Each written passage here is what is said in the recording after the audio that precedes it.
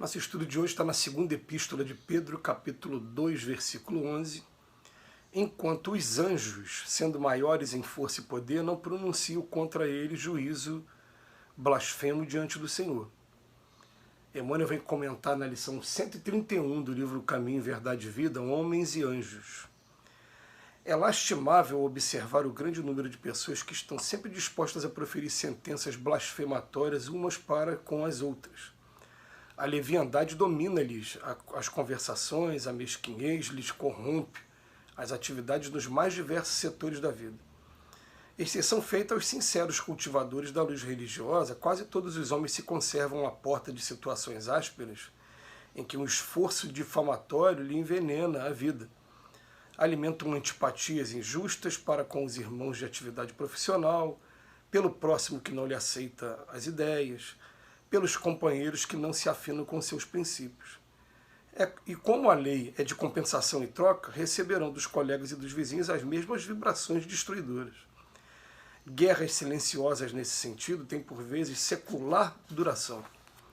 Entretanto, o homem jactancioso está sempre rodeado pela ação benéfica de espíritos iluminados e generosos que, quanto mais revestidos de poder divino, mais se compadece das fragilidades humanas, estendendo-lhes mãos acolhedoras para o caminho e jamais pronunciando juízos condenatórios diante do Senhor. Toda vez que fores compelido a analisar os esforços alheios, recorda a palavra de Pedro. Não te esqueça de que as entidades angélicas, mananciais vivos e sublimes de força e poder, nunca enunciam sentenças acusatórias contra ti diante de Deus. É um exercício, né, dos mais importantes que a gente pode começar a fazer com cada um de nós, se a gente ainda não começou, é da gente controlar a nossa língua, partindo do princípio que a gente vive num mundo em que não existe perfeição.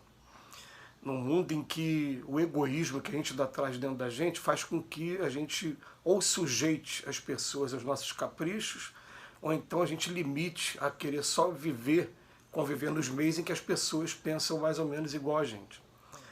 Tudo bem, a gente sabe que é lei da física, lei das assimilações, tudo bem, mas é um dever nosso, quando Cristo começa a entrar no nosso coração, a gente respeitar cada ser humano e cada círculo que aquele ser humano elegeu para o seu convívio. E aprender a respeitar mesmo.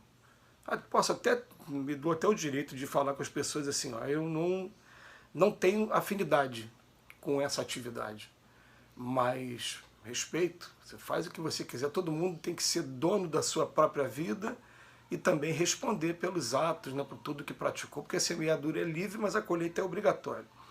Mas a gente vai percebendo, assim, até no estudo que os espíritos trazem para a gente, tem um estudo, por exemplo, que fala sobre a civilização, lá na Lei de Progresso, que os espíritos falam assim, todas as nações no futuro, elas vão estar fazendo a mesma função, e fala, não, cada lugar vai estar fazendo a função que foi dada como missão para... Só que você vai aprender a respeitar os outros lugares. Por exemplo, vou dar aqui um exemplo. A gente tem a certeza hoje de que os tigres asiáticos eles estão com o trabalho de impulsionar a evolução tecnológica do nosso mundo, do nosso planeta. Então, quando você vai ver os documentários hoje sobre o Japão, e eu vou incluir até a China aí também, né?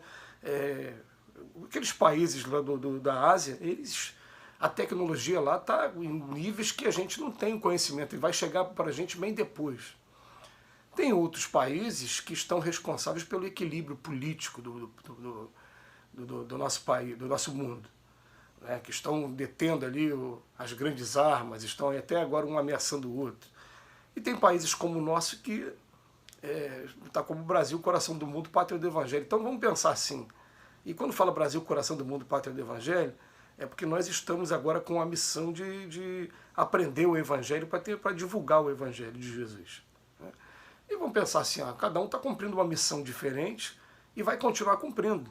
Só que a gente vai chegar a um ponto de ter harmonia entre as nações, de ponto a uma respeitar a função que aquela está cumprindo e chegar à conclusão de que uns dependem dos outros, uns precisam dos outros. É exatamente assim nesse campo menor. Se eu começar a criticar o outro porque a visão religiosa dele é diferente da minha, e se dependendo da minha crítica, se a minha crítica realmente ela estiver carregada de sentenças blasfematórias, de azedume, de agressividade, normalmente não tem muita exceção aqui a regra aqui no nosso planeta é a gente faz isso e recebe da mesma maneira. A pessoa tem a posição política diferente da minha, eu vou atacar a pessoa, tá? A pessoa vai me atacar também. A pessoa tem a posição religiosa, vai atacar também. E vai ser um exercício que a gente vai ter que aprender a fazer sobre os nossos próprios, a nossa própria custa mesmo, porque você vai recebendo esses dardos mentais que fazem mal, né, que criam cada vez mais agressividade, vai acabando com a sua saúde, vai acabando com as reservas morais que a gente vai tendo, né, simplesmente pelo fato de você entrar numa discussão. Então, fica aí até a discussão, né, até a sugestão para esse ano. Não vale a pena a gente entrar em discussão política, não vale a pena. Principalmente a gente fala de política porque o ano pede isso, né? O ano vai ser um ano inflamado dentro desse tema. Não vale a pena, vale a pena a gente respeitar e entender. Ó, tem duas posições, né? Um está querendo dar mais uma chance à democracia, investir na democracia, e o outro está pegando mais ou menos aquela pergunta lá do Livro dos Espíritos que fala, né, que sociedade depravada precisa de leis penais mais severas. Então, o que cada um pensa está ótimo, não tem que ficar entrando no mérito de querer convencer, de querer agredir, de querer coisa nenhuma. Deixa a pessoa escolher, escolheu, e vamos ver quem vai ganhar e acabou. E vamos fazer o nosso papel, até mesmo se a gente perder, a nossa posição perder, mas não entrar em conflito, de forma alguma entrar em conflito. Eu estou percebendo assim, nós estamos percebendo no nosso país que as pessoas estão tendo uma dificuldade enorme de conviver com aqueles que pensam diferente e chegaram ao ponto de um agredir o outro. Então esse texto aqui nunca esteve tão atualizado como nos dias de hoje. E o que está dizendo aqui na Epístola de Pedro? Os anjos, eles nunca pronunciam nada de blasfematório contra ninguém diante do Senhor. As palavras são o tempo todo de ajuda, de providência, nada de querer atrapalhar ninguém, não existe isso. A gente tem que começar a colocar isso na cabeça, até mesmo com relação a outras religiões, que também é outro embate antigo. Né? Você tem o medo de perder os fiéis, tem um interesse político por trás disso, e aí você fica o tempo todo, né, um querendo impor para o outro que a maneira de ver Deus, de interpretar Deus tem que ser aquela. Nada, vamos aprender a respeitar a pessoa do jeito que é, e ela vai ficar muito grata também por ter a liberdade e por estar sendo respeitada no direito que ela tem de escolher a religião que ela quiser. A gente não gosta quando ninguém contesta a gente, né, no ponto de vista religioso. E a gente está falando contestar, porque quando a pessoa chega para conversar naturalmente, por que você pensa dessa maneira e quer aprender e vem trazer novas informações, mas de maneira pacífica, e quando a gente entende que até a pessoa está falando mesmo para uma de querer orientar ou de querer até mesmo aprender também com você, é o que está acontecendo muito com os nossos jovens. Os nossos jovens chegam perto da gente, né, aqui em casa, né, pai, por que a pessoa pensa desse jeito? Ela não está querendo embate, ela está querendo aprender. E tem muito isso, né?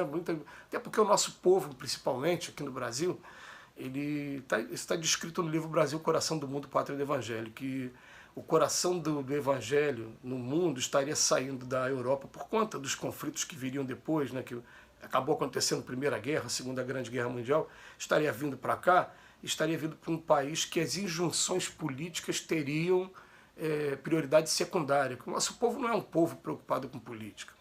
Não é um povo preocupado com política. Então, o que acontece é, de repente, chega um momento que vem essas cobranças e esses ataques, e que a gente tem que ter muita paciência e, principalmente, sabedoria para se calar no momento que tem que se calar, até que a pessoa veja que realmente ela agindo daquele jeito não vai conseguir tirar a gente do sério, não vai conseguir também levar a lugar nenhum. E quando puder ter uma conversa mais tranquila, aí que se tem essa conversa, mas dentro da paz. Os espíritos superiores nunca blasfemam. Respeita o seu ponto de vista e deixa que você tome o seu livre-arbítrio. Vamos aprender isso e vamos tentar seguir esse conselho. Que Jesus nos abençoe hoje e sempre.